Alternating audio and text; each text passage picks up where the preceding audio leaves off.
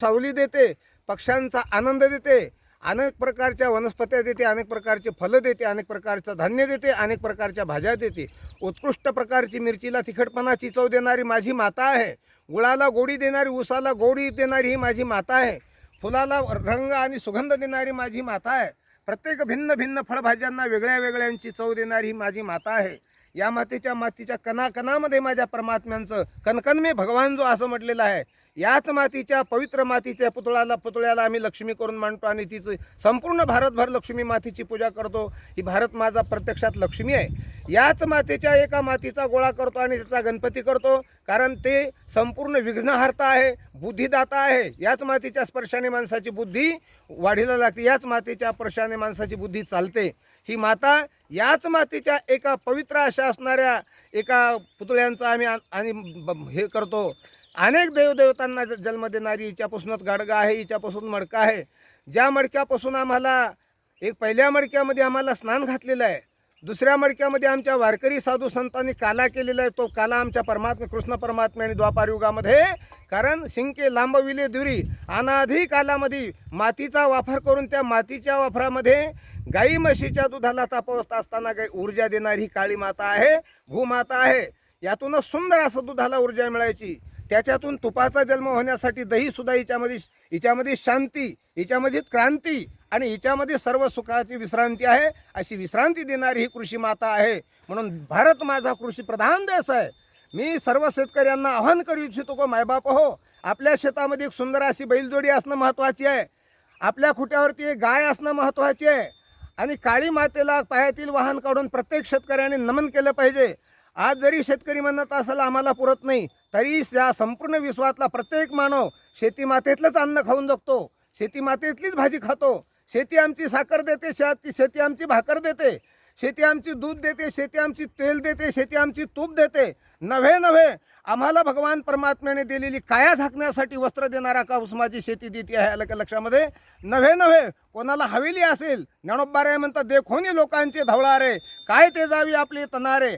अरे सामान्य माणसाला काही जर नसेल ना, तर तो माणूस या शेतातल्या 4 लाकडं तोडतो आणि शेती मातीतील 4 पेंढ्या गवत कापून सुंदर अशी झोपडी मानतो. अनेक युगायुगापर्यंत झोपड्यांची, आजही झोपड्यांची मोठी किंमत आहे.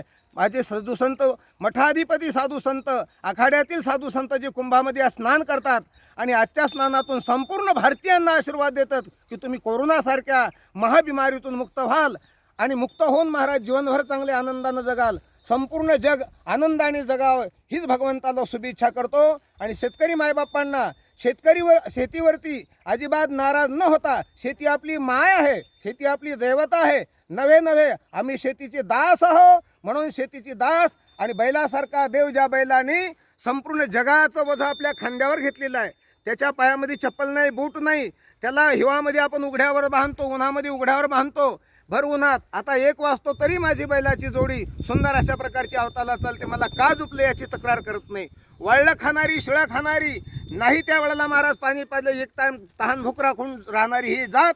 आणि याच्याकडे कुठलाही लोभ नाही, स्वार्थ नाही, निस्वार्थपणे. म्हणून बैल हा शेतकऱ्यांचा प्राण आहे. बैल हा तुमचा आमचा बंधू आहे, बैल हा तुमचा आमचा बाप आहे. नव्हे श्रीमद भागवताच्या माध्यमातून बैलाने धर्माचं रूप करून, बैल हा धर्म आहे. म्हणून यदा ही धर्मश्च ग्लानिर्भवती भारतः, भारतांचा धर्म असेल तर माझा बैल आहे, भारतांचा मेन प्राण असेल तर माझी काळी माता आहे, भारतांचं मेन वैशिष्ट्य असेल तर गो माता आहे.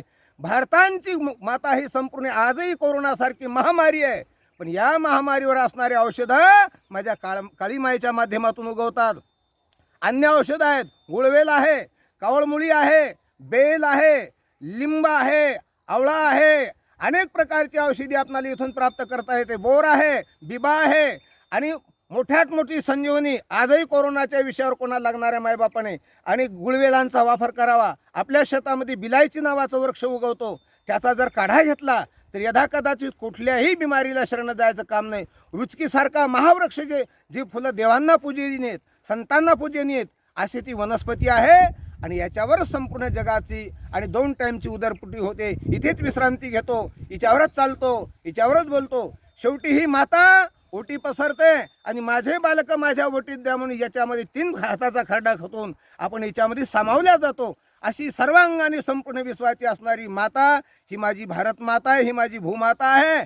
आणि या मातेला वरदान म्हणून तिची भगिनी गोमाता आहे. आणि त्याच गोमातेची भगिनी म्हणून आम्हाला जन्म देणारी स्त्री माता आहे.